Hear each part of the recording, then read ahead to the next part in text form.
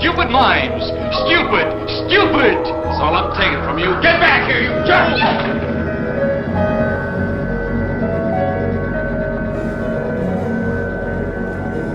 Good evening, pipe pals, gals, and all genders in between. Holy smoking pipe Padre, yes, it is I, naked face and all. And it is the first night of July. I was going to say the first day in July, but actually it's the first evening in July. And so I'm here smoking my squash tomato. I like to say squash tomato, but I'll be kind of British and say squash tomato. You say tomato, I say tomato. Right. Anyway, and I'm smoking in this squash tomato my some sweet tea. It's summertime, so down in the south there in South Carolina, we drink lots of sweet tea, and I can say that honestly because I am from South Carolina. Actually, I'm a Southern Baptist by trade, but most of my relations are from the South.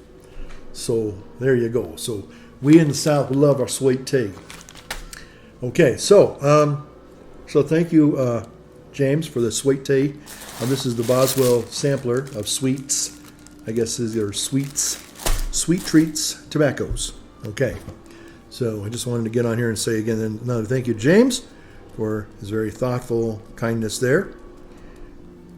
So, there we go. All right, so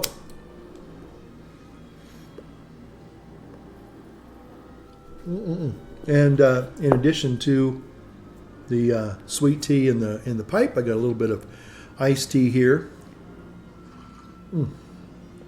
Sans the sugar. It is good. That is good.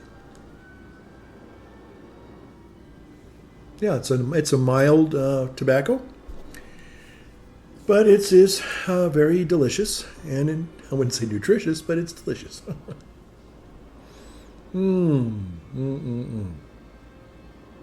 That's good. Okay, so now I have noticed though, I'm only getting half a char on this.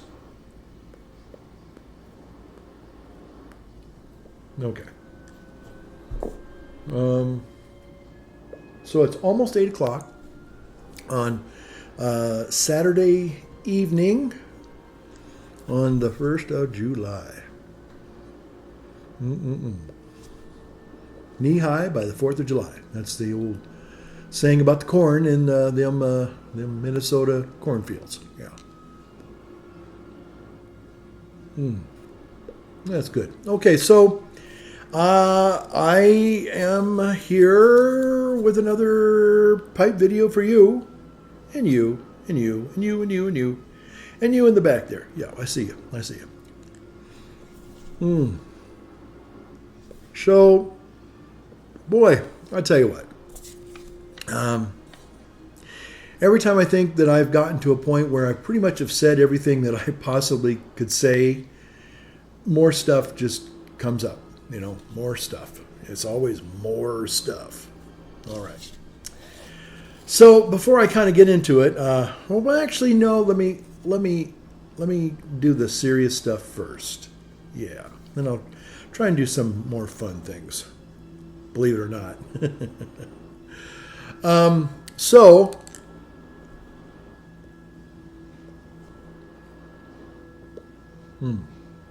So it's been about 2 weeks now since the tragic loss of the Titan.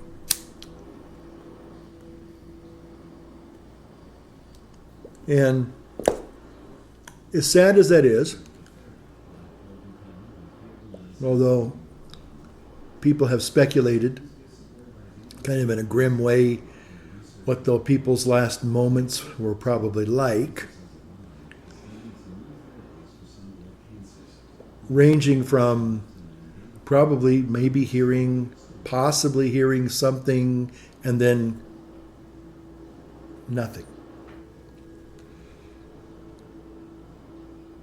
Possibly not hearing anything and nothing.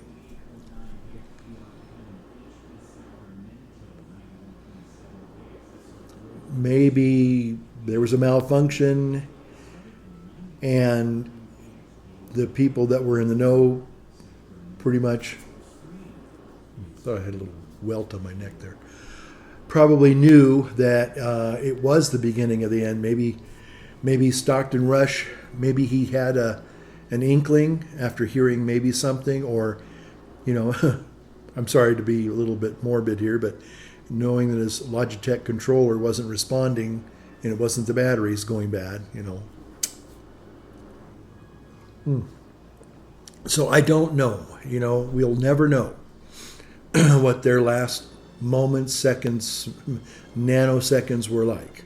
We just apparently from all the scientific voices out there, the talking heads, pretty much say that they probably had no idea what hit them. They were just there 1 second, and then a nanosecond later they were gone. They didn't have time to be afraid. They didn't have time to feel anything. It just was 1 minute they were there. The next eye blink, they were gone. And yes, it's a tragedy. Hold on a second.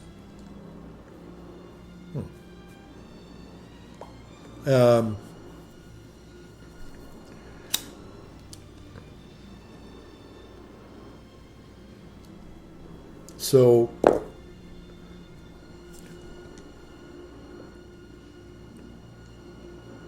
let me get the old pipe going here.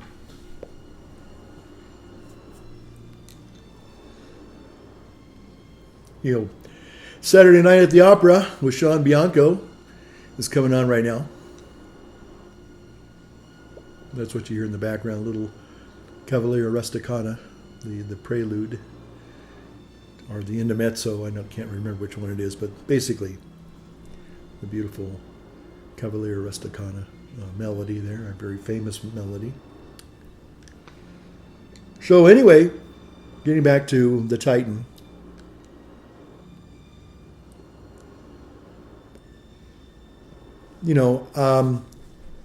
And I'm sure a lot of you have your own opinions about this, one way or another. I'm all for exploration, although you have to stop and ask yourself, well, the Titanic has already been explored. I mean, officially, we kind of know. We have videos, thanks to James Cameron and people like that. We kind of know that it's there. I mean, I remember as a boy, just hunting for it, looking for it. Will we ever find it, And then finding it, and then the next thing was, well, could we raise the Titanic? That was the next big thing. Well, we couldn't raise it. It's in pieces, and it would just disintegrate trying to raise it, obviously. But going down to the wreckage and with high cameras and, all the professional things that people have done to document that disaster, I think it's kind of like, for the most part, everything that could be said or discovered about the Titanic has already, I think the lion's share of that expedition to the Titanic is pretty much done. So granted, I know that he was taking paid, what's the word, excursionists, people that just wanted to go see, go look at it, personally, but they weren't really going to probably contribute to the research. I don't think they were actually planning on doing anything serious other than just kind of looky-looing, But here's my take on it, for what it's worth. But first, a little sip of my unsweetened tea. I just think that Mr. Rush he allowed his hubris to get the better of him, and not only him, but those other passengers in the Titan. You know, when he kind of basically said he really didn't want to hire any more 50-year-old white guys, and he wanted diversity, or as I would like to say now, diversity. You get what you, I guess you get what you pay for, I guess, or whatever.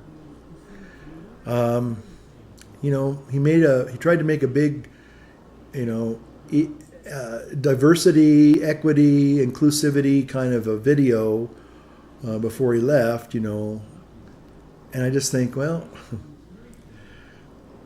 you know, you paid with your life, you know, and it kind of leads me into kind of what I was going to make this video a couple of nights ago, and I just got so tired. Right now we are starting our mad dash rush. Not Stockton Rush, but it's the rush for, you know, the summer season. Man, I tell you, it seems kind of hard to believe that winter has come and gone, although we had such a long, protracted winter, and it was a very brutal winter. And yeah, here we are kind of at the beginning, you know, the official beginning to our summer season. And for the next 10 weeks, it goes by really, really fast. But it's a lot of work on Sundays because we have 3 different venues for the Mass. I have to travel now and add an extra Mass, and then I have to come back, and it's just an awful lot of work. And I'm really grateful that I wasn't stupid this year. Last year, I think I got a little bit too complacent, and boy, the day before, I was running around like a head with my chicken cut off, you know. But this week I said, no, we're not doing that this year. No, sir, no, siree. We're going to be basically ready when we hit the ground, and we are going to be fully functional, and we're not going to be, you know, trying to, you know, figure out where our rear end is, you know, because it's just so many little moving parts, and I'm the 90%. I mean, we have other people that help out in other ways, and I'm grateful for their help, but a lot of the minute things, like setting up our sound system.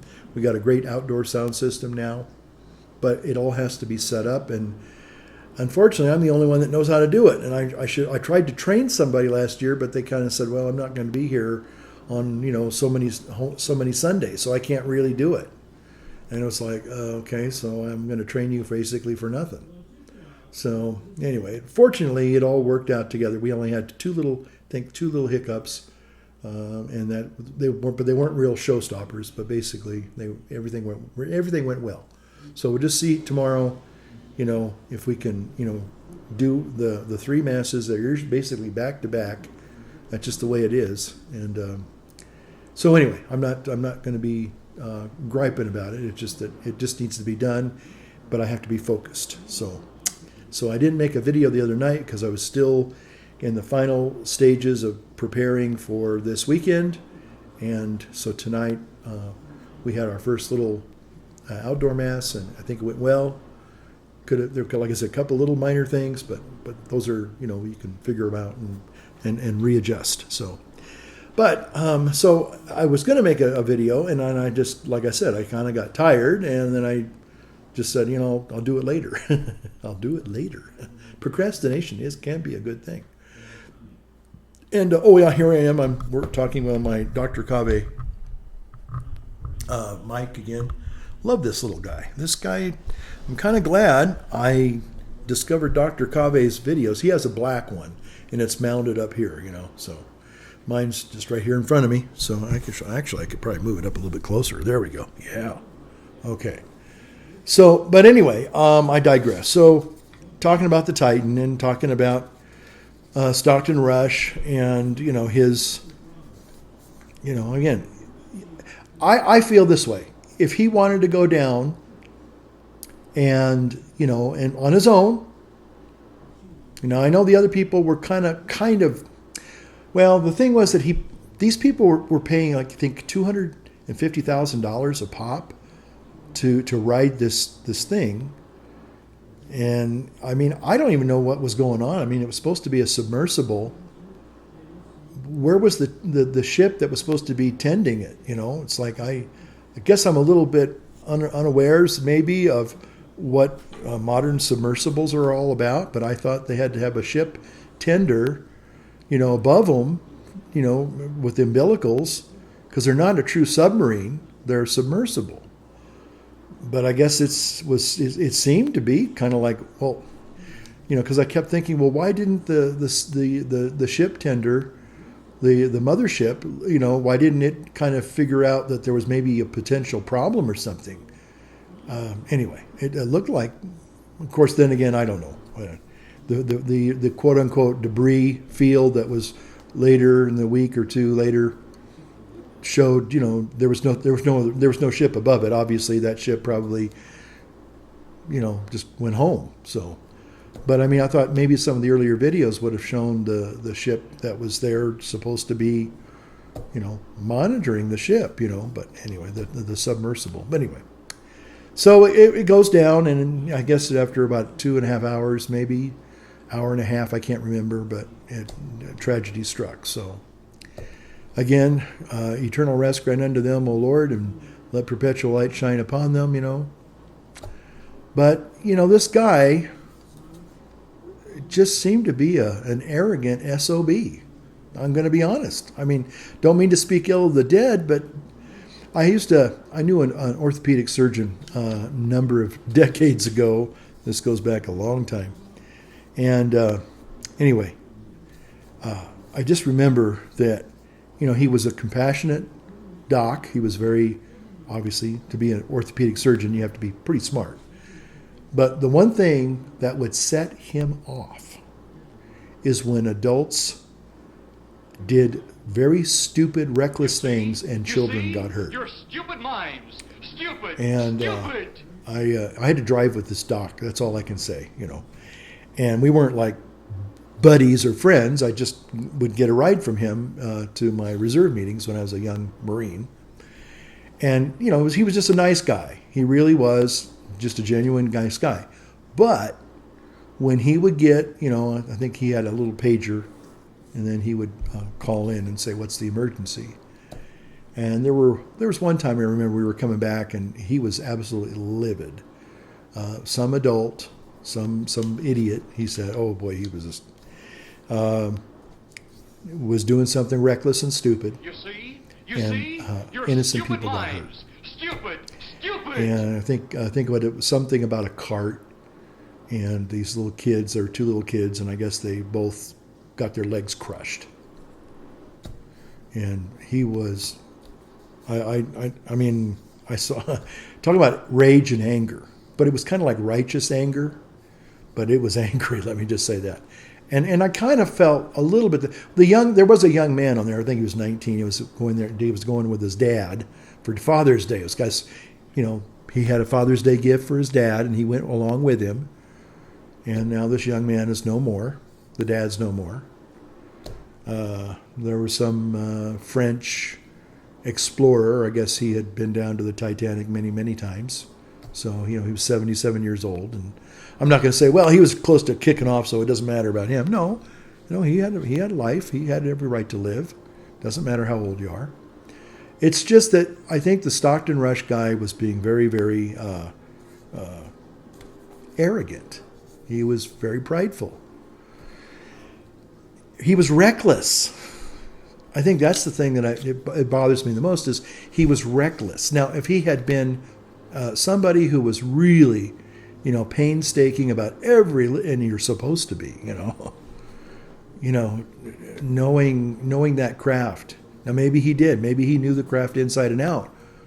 And if he did, he probably knew that there were strong possible problems, issues that were going to, occur with this model. And he just, I don't know. Maybe he had a death wish. I don't know. I just don't know.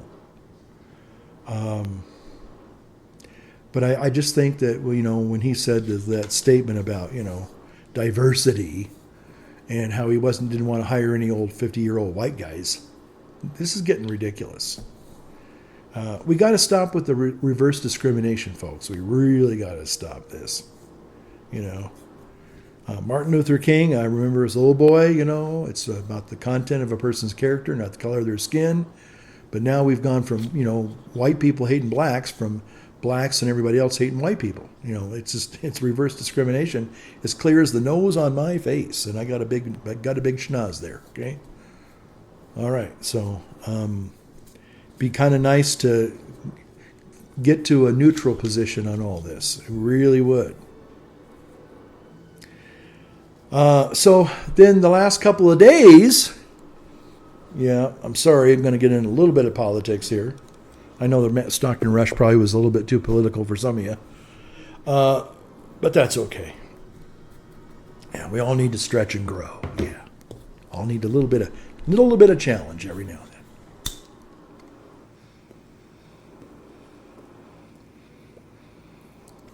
then. Okay, so Supreme Court kind of basically struck down affirmative action, I guess, with regards to what was going on, some lawsuit at Harvard. Again, clearly reverse discrimination. We're going to hire people based on the color of their skin. We don't care about their academic qualifications. We don't care, really about if they really merit to be here. Do they have the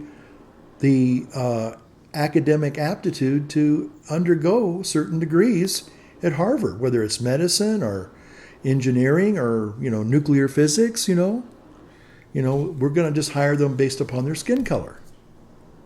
Really? I like people from all walks of life and all different skin tones. I have no problems with that. But when it comes to certain things, whether it's an airline pilot or a anesthesiologist or a submarine pilot or whatever, I want to make sure that they're qualified. They know what they're doing, and they have the ability to troubleshoot. They have the ability to think themselves out of a problem. Yeah, not just follow a manual. Like, okay, step one, we do. Okay, yeah, no. Reminds me of a story my brother used to tell every now and then when he was in the Army. And he goes in for a physical, and part of the physical is a blood draw. And he goes in there, and this kid, he looks like he's maybe 15, maybe. And, he literally says, "I'm sorry, but have you ever done this before?" And the guy, the phlebotomist, I guess that's what they are, he says, "Sir, relax, don't worry, okay?" So, he has, just sit down right over there. Kid pulls out this little drawer. Step one. Okay, that puts a lot of confidence in somebody. Yeah. So, again, if a person, I don't care what their skin color is, I just want to know, do you know what you're doing? Are you qualified for this position? I think a lot of us, if we're either in an airplane or an operating table, we really would prefer, we don't really care what your skin color is, but do you know your job? Do you know how to bring me back from the anesthesia? Do you know how to perform the surgery successfully? Do you know how to take off and land this plane? Do you know how to maneuver this plane when we hit turbulence? Do you know how to handle this plane when there's a problem? Can you troubleshoot? Do you know how to do those kinds of critical things? Because everything doesn't just operate hunky-dory. You have to be able to know how to troubleshoot and solve for problems. So they struck that down, and apparently a lot of people are outraged. Oh gosh, and basically the reason why that got struck down. Sorry, LGBT types, but I guess the lawsuit against the little lady that does the web designing, that didn't fly either. I think it's safe to say that a lot of people are getting really tired of the message being pushed down our throats. And maybe this year, a lot of people might kind of look back and say, look what happened to Bud Light, or some people call it Light. And Target, and some other places where they were trying to push this agenda on kind of your basic, if you will. Yeah, you can say fly over America if you want, the middle America if you want. You want to say all that. And people are just we've kind of got to a point where we're just sick and tired of it. I guess Starbucks of all places kind of toned down the P month. It's like, oh, let's not call attention to this. Because they saw what was happening with Anheuser-Busch and Target, and they said, you know what? We don't need to be doing this. This is suicide. Again, adults, you can't legislate morality. But in some ways, that's kind of what is happening from the reverse now. The mafia, alphabet mafia, is basically saying, you will use my pronouns. You will accept my lifestyle. You will not be able to talk against it. Well, sorry. And then the other issue, what was the other issue? Oh, oh my goodness. I don't know if you're a young person. I don't know if there's a lot of young people. I'm supposing that probably the youngest people we have out there might be a few millennials out there, perhaps. But the Gen Zers, they basically are, they're shaking their heads. They can't figure out what happened. Read the Constitution. That'll tell you. That's a little hint. And that's what all these issues go back to, is that wonderful document, the Constitution. And Joe Biden has no authority whatsoever, even according to, the Wicked Witch of the West, Nancy Pelosi. No, that's Congress holds the purse. Basic civics lesson, 101. He's not a king. Biden is not a king. Well, I'm not going to say what he is, okay? I'm actually going to be polite about it. I'm just going to be a gentleman. Everybody knows that Joe needs to go and retire. Go and sit in a rocking chair. Maybe take up pipe smoking. Hey, we welcome you, Joe. Come on, hey, welcome to the YouTube pipe community. Well, we welcome you with open arms, okay? Maybe that's his problem. Maybe he does, he's eating too much of that ice cream. That's his problem. It's clogging up his arteries or whatever, But anyway,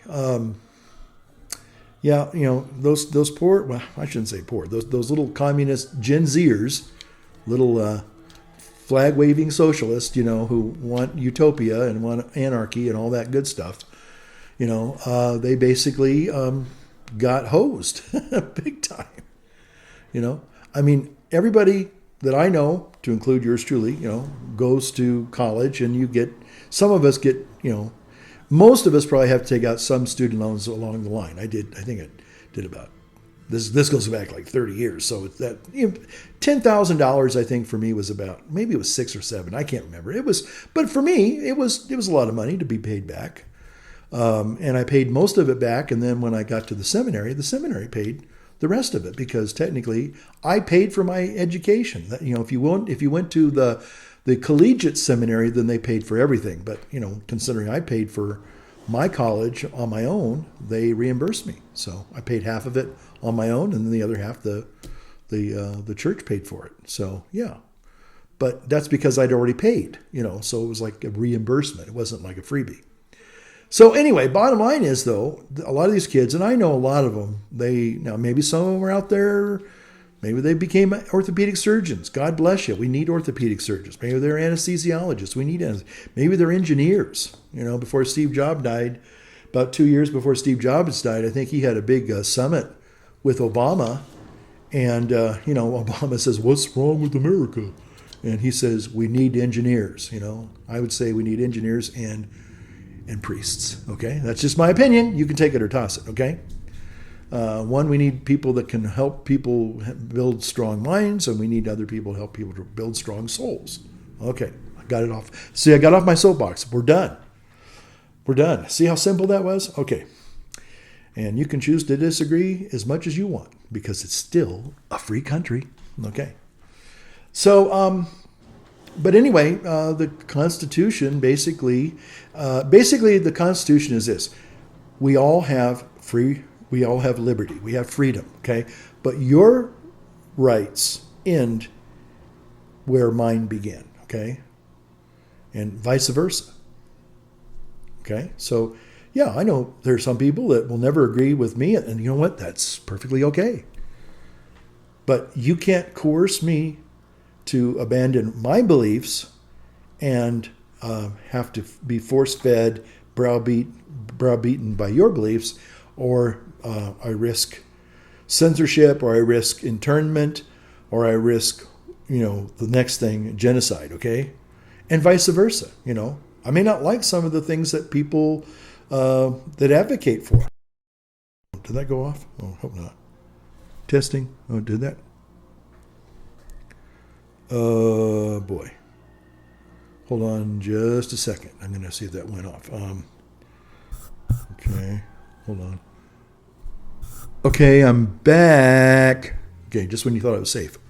Okay, so anyway, Constitution. It's just like a family. I mean, I'm sure there are some families that are pretty close to being perfect, okay? Mine wasn't one of them, okay? Maybe yours isn't either. But it's our family. And when push comes to shove, we're going to defend it to the best of our ability. We're going to try and be a participating member in that family to the best of our ability. And for better or for worse, it's our family, And I feel the same way about our country. Happy Independence Day, by the way. But I would, it's not perfect. It hasn't been perfect. It's not perfect now. It won't be perfect in the future. But we're moving closer to the ideal. And I think that's the most important thing. So anyway, that's my little civics lesson for now. So I was going to say another little controversial thing. I don't know how many of you have seen or are planning on seeing Indiana Jones the fifth and I guess the final movie, unless Phoebe Waller-Bridge has anything to do with it. I guess she wants to be the new Indiana Jones. Hold on a second. And from all accounts, and I mean all across the board, this movie is really one for the dustbin, okay? Well, that's definitely shite. Now, the last Indiana Jones, which was 13, 14 years ago, Indiana Jones and the Search for the Crystal Skull or whatever, I've watched that a few times. And I like, and everybody asked me when I first saw it, because I've always been a big Indiana Jones fan. And when I went and saw it, some of my friends, because was it worth seeing? And I said, you know what? It was a good popcorn film. It had a lot of good indie moments in it, okay?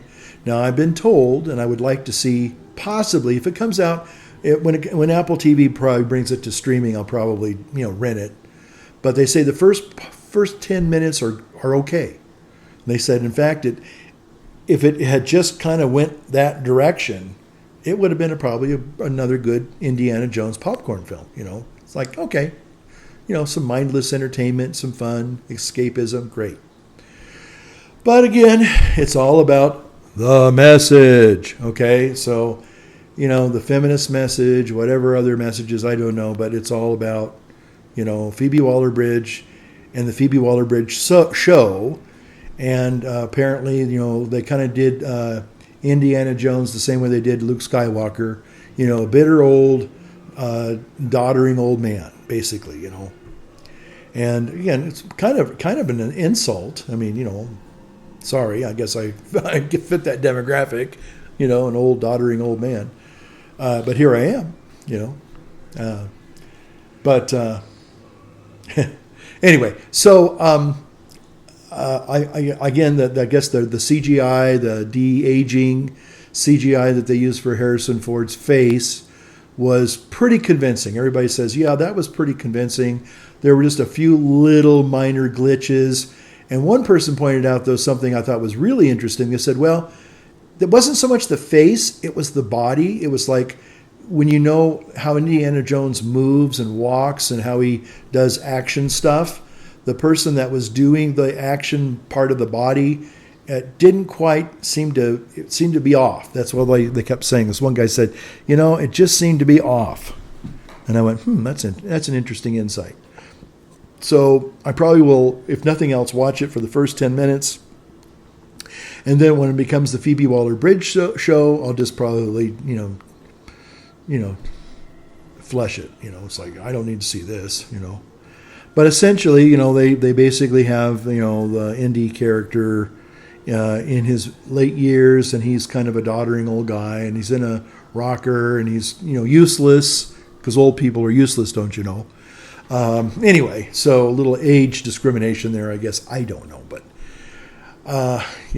just all I'm saying is to Phoebe Waller-Bridge, it's coming for you too.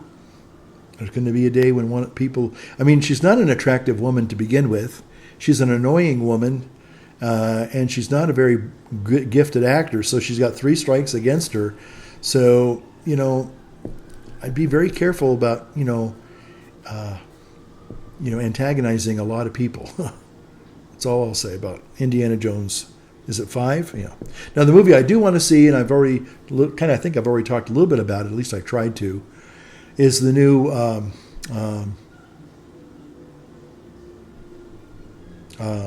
what's his name? Christopher Nolan film about Robert Oppenheimer. That does seem like it's potentially going to be really, really good. Now, my only concern, knowing how we are in an age of rewriting history, that we're going to, I hope Christopher Nolan does not try to politicize this. Heavily politicize it. If he does, he's going to really, now again, he probably feels like, well, most of the World War II generation are gone, so now I can basically take a big steaming pile of dump on history. Well, they're not all gone, and there's a lot of people that are kind of right behind them that still remember the history. Because we grew up hearing it. We grew up, with those people coming back as our heroes. And we remember some of the stories, the ones that they would tell. And those were very, very, those stories are kind of like they still live here, okay? So some of us boomers, we're not gone yet. And we kind of carry the torch for the greatest generation. We unfortunately squandered a lot of the good things that they won for us, I'm sad to say. But for the most part, there's a lot of us that do remember, and we look back with great respect and fondness upon their sacrifices and their heroics, and just the fact that these were young kids that suited up and showed up and put up with a lot of crap, a lot of deprivation, a lot of horror, a lot of violence, and nobody's trying to say that patre est dulce est decorum est pro patria mori. It's a sweet and noble thing to die for one's country. We're not saying that. We're really not saying that. But there comes a point in time when you do have to fight, whether you like to or not. Okay. And I think World War II, even Korea to some extent, were wars that were, certainly World War II was necessary. Korea, I think, unfortunately, what happened in Korea started off, it was a political police action. I don't want to get into that right now, but basically, I think it was the first quote-unquote modern political war where it got bogged down with politics, and if it had not gotten in the mire of politics, it might have had maybe a more swifter, yes, possibly a more violent conclusion, possibly, but it might have been a quicker resolution than that being that protracted conflict that Korea was. As they say, it's the forgotten war, which is very true. But anyway, so the Robert Oppenheimer film, I think, will probably be, the special effects are going to probably be like awesome. Now, some people have speculated, maybe tongue in cheek or kind of a wink, that Christopher Nolan actually blew up a nuclear device to film for the movie. Now, I'm sure that did not happen. Okay, I'm sure that is complete hyperbole. It's all that is science fiction. So we'll just have to wait and see. Cillian Murphy, or Cillian Murphy, I think it's pronounced Killian. Seems to be a really interesting actor. He played in The Wind Shakes the Barley. He played a really interesting character there. Of course, he is truly Irish, so I don't know how much of if he was hitting some of the Irish lines a little bit on the hard side. I don't know, but he certainly comes by it honestly now. But anyway, I'm looking forward to seeing that. I've always been fascinated with these British actors and UK actors. Calling Cillian Murphy British, he'd probably kill me for hearing that. He'd call out the IRA on me. But how they can affect a very convincing American accent. I've always been intrigued by that. I've always been intrigued by us Yanks that can do a passable British accent. I hear it's a lot harder than we realize. But I got to say, these people that come from either Australia or Ireland or the UK, and they do these American Yank accents that are just like there's been a couple of them. When I hear them on like one of the behind the scenes kind of the making of videos, and you hear them speaking their natural dialect, you go, whoa! I didn't know that guy was a Brit, or that guy was an Aussie, or that guy was Irish. I didn't know that. So my hat goes off to some of these people. It's like, wow, it's pretty awesome. I gotta salute you there. Awesome. Yeah, let's see here. Oh, yeah, I'm gonna make this video, and then I'm gonna probably produce it tomorrow. After all the masses, I hope. Get a chance to have a few hours to do some editing, post-editing, and have a little bit of fun with this one. I'm going to try to just put some special little flourishes in it like I normally do, just for fun. Yeah, so another thing, too, is that, speaking about summertime, and I'll probably close with this is more fun. But and a lot of I've always liked the old summertime movies, and I guess YouTube kind of figured that out, because I got a whole crop of old 1950s noir films. The beautiful black and white, Gumshoe Detective, or some of the more dramatic, tragic dramas, but they're all in glorious black and white. Now the one that I did see the other day, I saw a couple of them. One is, and this is my theory. I'm going to come up with a theory here in just a moment. But apparently, and it seems like, I guess it's a summertime thing. We're talking about UFOs, and more UFO sightings, and more UFO stories, and UFO. Okay, all right, just UFOs, Got to go to the little alien, or something like that in Roswell, or do something, That's what I kind of liked about that Indiana Jones Crystal Skull movie, was they kind of did a little bit of a back in time, back in the 1950s when they were shooting off real nukes in the Nevada desert. I'm about 15 minutes as the crow flies to the Nevada, so, I'm kind of probably picking up a lot of radiation now. But anyway, yeah, that was a big thing back then, and I guess apparently some of the big hotels, casinos, I should say, big casinos that would have not just the shows and the gambling, but they'd have places, lodging. You could go and stay there. It's a destination place. Wow. And for a while there, I guess some of them, at least in Las Vegas, were kind of publicizing the fact that, hey, if you get here in this week or whatever, you too can see a genuine nuclear explosion. It's like, whoa, yeah, I want to see one of them. Anyway, so do I have problems with aliens? No. Do I think that some of these people are really overplaying this stuff? Oh, you betcha. You betcha. Now, that doesn't mean to say that there aren't UFOs. There are UFOs, unidentified flying objects. There always will be. I think I saw one a couple of days ago.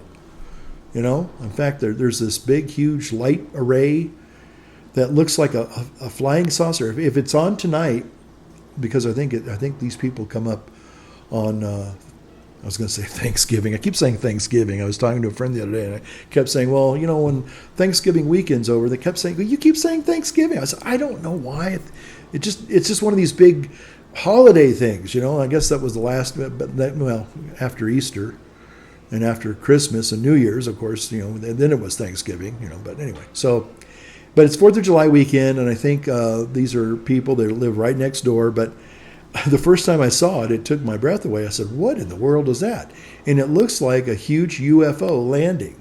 And like I said, if it's on tonight, I'll try to take some pictures. If you're seeing it now, that's because it's there. But to me, it looks like this UFO is landing in the forest. It's like, it's got this array of lights and everything. I'm going, what in the good Lord's name is that? But it took my breath away the first time I saw it. I was like, uh-oh, we're about to be visited. But anyway, I just think I think people are just, maybe some people are they're just kind of doing the tongue-in-cheek thing, kind of like Bigfoot, kind of like Nessie. We actually have Tessie. I think I saw Tessie literally the other day. I am not kidding you. Big ribbon of wake of water, and I'm like going, what is that? And it wasn't a boat, folks. Now I know that certain wind patterns on the water create certain undulations and stuff, but this looked just like a long serpent going somewhere. I'm just saying. Could you make hay out of that? Probably you could. We had people. We lived in Fairfield a number of years ago, and one of these guys, I think his name was Larry's Produce, in Fairfield, or actually Green Valley. I take that back, Green Valley. And he, one morning, lo and behold, there were crop circles. Real crop circles. Not fake ones, real ones. Serious as a heart attack. Larry's Produce had crop circles. And that there were people coming all the way from Germany, the UK, China, to investigate these crop circles. Serious. Larry, I don't know what, all I know is that he had a big smile on his face for a number of years, and he loved going to the bank quite a lot. Yeah. So anyway, I just think people, and again, summertime, when you get to be my age, you see things that they're cyclic, and it's summertime, and summertime's the time for UFO sightings and aliens and alien conspiracy theories. It's just, it's like you got to have your little tin hat. Come on now. Got to have that little tin hat. Yeah. Yeah. Anyway, it's just fun. That's all. It's just fun. But the reason why this one guy, there's supposedly this guy who's a whistleblower, And I thought, okay, I'm going to listen to what he has to say. And then he goes, well, I heard it from somebody who's a good authority. I'm going, oh, brother, I fell for this. I fell for it. Stupid minds. Stupid. He heard it from somebody who's a good authority. Gotcha. Anyway, so let me close with this. You'll love this. One of the movies that I have heard an awful lot about, and I've seen a documentary about, Ed Wood Jr. Good old Ed Wood Jr. Yes, I know he was a transvestite. Okay, so you gotta go ahead and, well, you are so against the trans community, and now you're going to hold up Ed Wood as something. Okay. No, I'm not holding up Ed Wood as a saint or as a paragon of. I'm just saying that according to this documentary about Ed Wood, in his Plan 9 from outer space. Plan 9 from outer space, okay?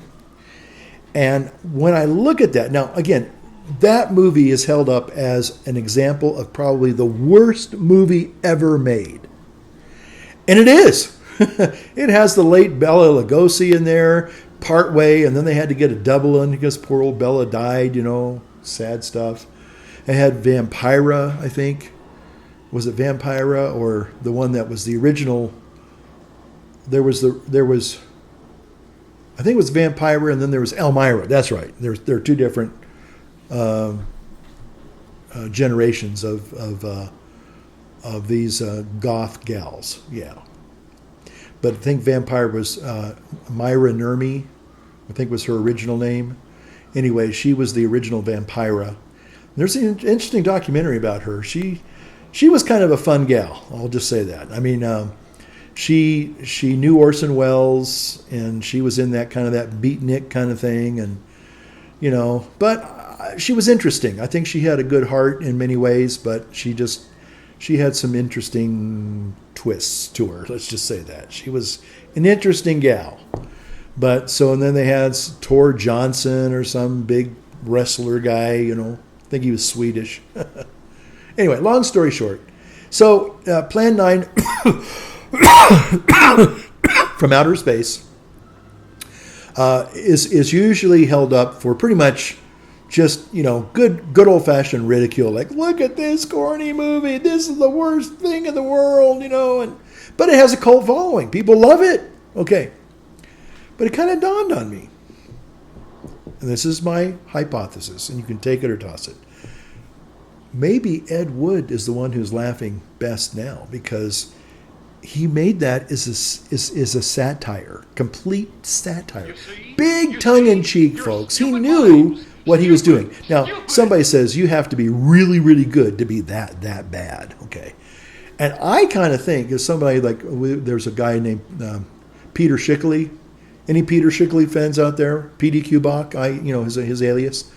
And one person said, you have to be really good to be that bad. In other words, somebody has to know all the in-jokes. And if you look at Plan 9 from outer space, it is just chock full of cliches. And he's just one cliche after another. He's setting them all up. And the reason why I say that is because the other one of my favorite, I'm going to sneeze here in a minute. Oh, don't you hate that when you get a sneeze and it doesn't quite come out? It gets there and all of a sudden it dies down. One of my favorite movies when I was growing up, but it used to scare me. Still kind of gives me the heebie-jeebies. Was called Teenagers from Outer Space. Yeah, it's a real movie. And it's not an Ed Wood movie. It was a legitimate, serious sci-fi. I think 1956, the year I was born, or 55, 57, one of those 3 years. I can't remember, but I remember it was right around my birth, when I was born. Now I tell you how old I am. But I remember that was just that movie it terrified me because it had the thing that I was scared of the most: skeletons. Yeah, human skeletons. Oh, I hate skeletons. They scared me. And so anyway, those ray guns are, they turn people into skeletons. And oh gosh, I don't want to be a skeleton. In fact, there's the little grandpa guy. He looks and sounds just like one of our parishioners alive today. And I remember seeing him when I first got here 4 years ago. And I said, he's vaguely familiar. And I didn't make the connection until just the other night. And I said, oh my gosh, that's Chuck. That's Chuck. I mean, when I see Chuck, hopefully I'll see him this weekend. I'll say, Chuck, I got to show you something. And he's going to go, oh my gosh. It is. This guy is the same exact person that the grandpa character is in Teenagers from Outer Space. But I digress. But anyway, you watch it, and okay, the only thing about Teenagers from Outer Space in a lot of these sci-fi movies is they have an arc. It's a predictable arc. You can kind of ride along and see how it's going to, But if you took out certain segments and just put them by themselves, some of the dramatic, over dramatic language, how they used to speak certain lines with this, it's just so artificial, so kind of what do you call it, corny, perhaps. There's a word for it, kitsch maybe, I don't know, but again, when you look at Plan 9 from Outer Space, all Ed Wood did really was take a whole bunch of those cliches and tie them all together for a laugh. And everybody thought he was doing this. Now, again, I don't know. I've heard people say that he really was serious about making these movies. But when you really stop and look at it, I wonder, I have to say, you know what? He's trolling. He's like one of the original trolls is Ed Wood. That's his genius. So if he truly was trolling people and he was just, tongue-in-cheeking it all the way through and having fun with it and just seeing how many people really were gullible enough to he really thinks he's a director? Oh my gosh, this guy's terrible. He knows he's terrible. He's doing it on purpose. So that's my take on Ed Wood. Now, I've seen the documentaries about him, and I've seen little exposés about him in the movies and stuff. And yeah, they're just really just awful. They're dreadful. But I think he did that intentionally. When you stop and you look back on it. See, now when you have like 50, 60 years of retrospectives, and you can look back with 20/20 vision, you go, oh, come on, that guy was just having us on. He was making fun of us, and we're buying it. I thought, oh my gosh, the joke's on people like, oh, that guy's a horrible director. That's a rotten movie. Of course it is, and he knew it. Yeah, he wasn't stupid. The guy was not stupid. Apparently, he was a pretty intelligent guy. So I think he was kind of the Peter Schickele. Now, this is just my speculation, my conjecture, my hypothesis. I'm admitting it. Maybe I'm totally out to lunch on this one. But I got to tell you, after watching a couple of the old vintage 50s sci-fi movies, and then going back and watching, Plan 9 from Outer Space, I'm going, to me, it seems like he was really having these people on. He was laughing of course, I think he died kind of a ne'er-do-well, basically. So, but a lot of famous people, a lot of people died kind of, on Skid Row in Los Angeles. I mean, that's kind of the life, even Bela Lugosi, God bless him, he died a pauper, and Lon Chaney Jr. died a pauper. A lot of these old Hollywood stars, unless they invested really wisely and they didn't get taken to the bank by some gold digger or some fraud company that was just bilking for their money, most of them invested it fairly wisely and they lived off those investments. But a lot of them didn't. A lot of them spent it all way too fast, and I think Errol Flynn was one of them. So just because somebody, in Hollywood dies a poor man's death doesn't mean that they were stupid. So anyway, I really think that he really, in the end, he was just having us on. He was one of the first original trolls, if you will. So for what it's worth, take it or toss it. And as I like to say, as I close this video, bring it to a close. Again, thanks to James and the sweet tea. And we'll see you in the next one. So until then, light up your pipe and be salty. No, that's not my line. Well, whatever it is, you know what it is. Thanks for watching. We'll see you next time.